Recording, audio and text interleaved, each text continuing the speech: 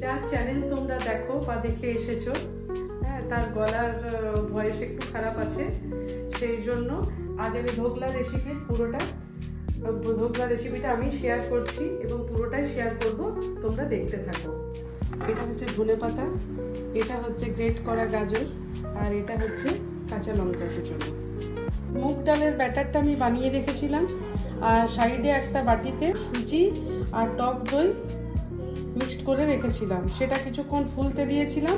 সেটা যখন রেডি হয়ে গেছিল, তারপরে আমি এই মুগ ডালের ব্যাটারটার সাথে মিশিয়ে কিছুক্ষণ ভিজতে দিলাম। গাজর, গ্রেট করা গাজর,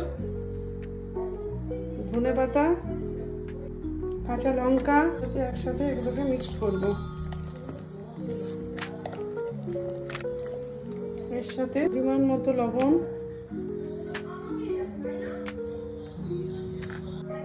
এক চামচ মতো গোটা জিরে, 2 চামচ সাদা তেল,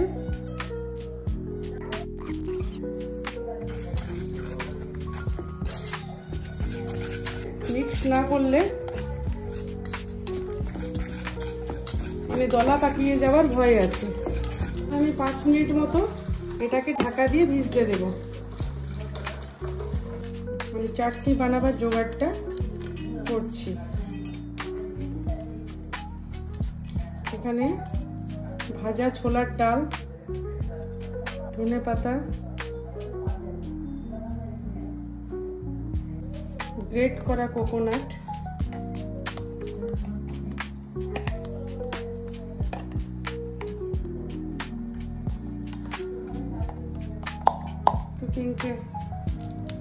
কাঁচা লঙ্কা, টক দই, চা কাপের হাফ কাপ মতো টক দই, পরিমাণ মতো নুন।